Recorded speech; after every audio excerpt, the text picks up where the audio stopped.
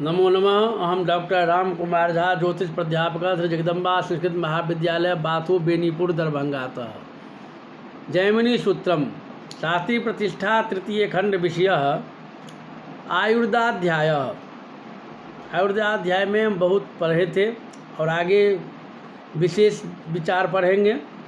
तो योगाश्रमे स्वस्मिन् विपरीतम, स्वस्मिन् आत्मकार के योगाश्रमे स्थिते सति विपरीतम ज्ञेयम। केंद्रे अष्टम मनसे अल्पायु पनपरस्ते मध्यायु आपो क्लीमस्थे दीर्घायुरित्यर्थ। इदम वैपरीत्यमस्मादेव योगात् केंद्रादि वसादेवायुर्विचारे ज्ञेयमिति योगादि तिथि पदेन सूचितम्। तथा च सम विषम राशि वसात क्रमोत्क्रम गणनया केंद्रादिस्थानं ग्राह्यमित्यपि समय विपरीतं चेति पदद्वयेपि सूचितमाचार्येणेति। कैश्चित् योगात् सप्तम भावात् समय नवमे स्वस्मिन् आत्मकारके सति विपरीतम।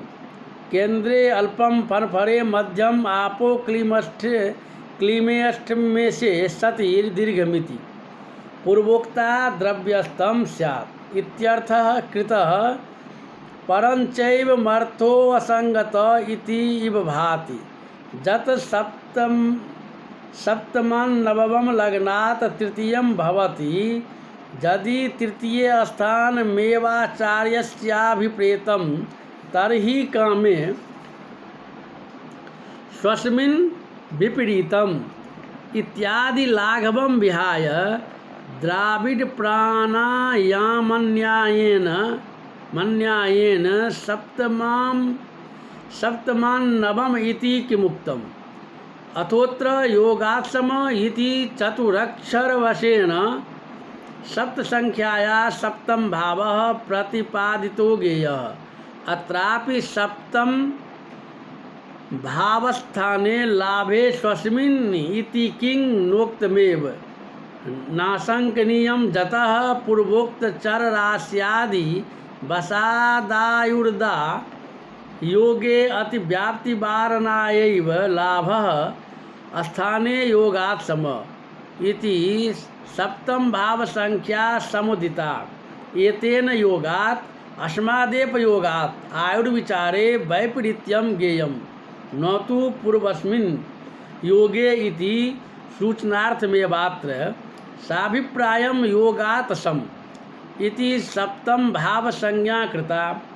तथा पुरुष जातकस्य सप्तमं जायास्थानं स्त्री जातकस्य तु सप्तमं पतिस्थानमत एव प्रकृति विरुद्धत्वात् सप्तम भावस्थ एव कारके फल वैपरीत्यमपि समुचितमिति मध्यस्थ बुद्ध्या विवेचनीयम्। विद्धद्भिरत्यमत्यलं पल्लवितेन। लग्न से सप्तम भाव में आत्मकारक हो तो केंद्राधिष्ठित अष्टमें वश में दीर्घ आदि आयु विपरीत अर्थात केंद्र में अष्टमेश हो तो अल्पायु, पनफर में हो तो मध्यमायु, आपलो क्लीम स्थान में हो तो दीर्घायु समझना चाहिए। यहाँ बहुत से टीकाकारों ने योग सप्तम भाव से सम नवम भाव स्थान में आत्मकारक हो तो विपरीत समझना ऐसा अर्थ किया है। परंच सप्तम से नवम तो तृतीय भाव होता है।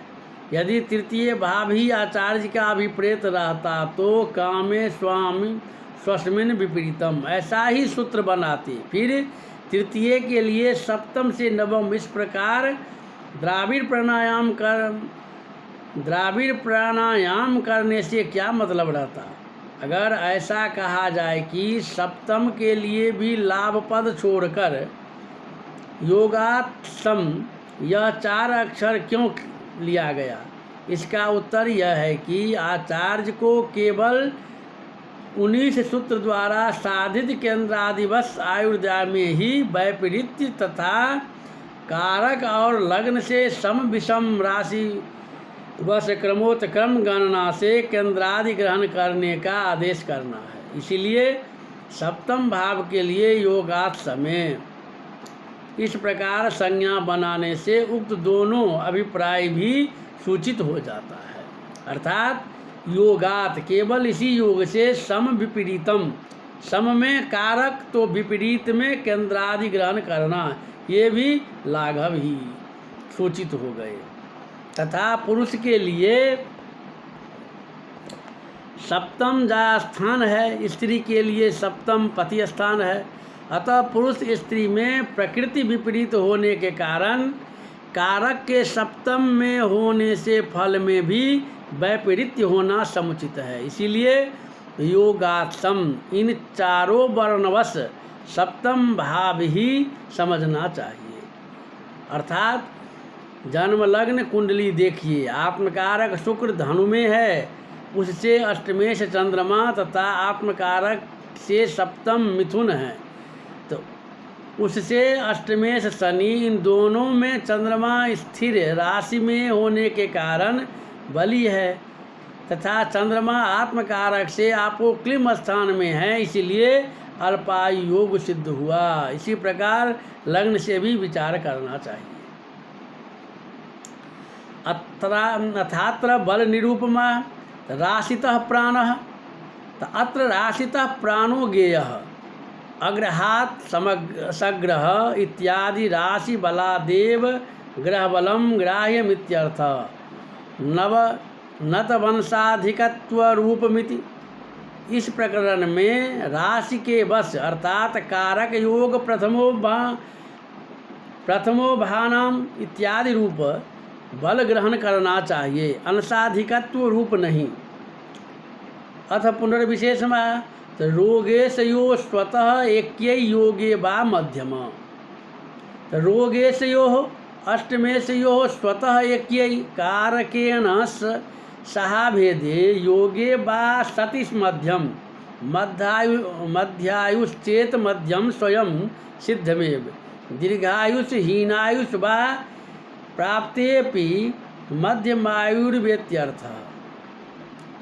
19 सूत्र में कहे हुए रोगेश अष्टमेश स्वयं आत्मकारक हो या आत्मकारक से युक्त हो तो मध्यायु, अर्थात हीनायु व दीर्घायु होने पर भी मध्यायु ही होती है।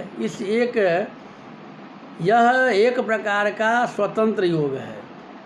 जैसे प्रथम अध्याय में जन्म लग्न कुंडली और कारक देखिए, जन्म लग्न से अष्टमेश और आत्मकारक शुक्र ही है, इसीलिए दोनों के एक होने के कारण इस जातक की मध्यमायु सिद्ध हुई।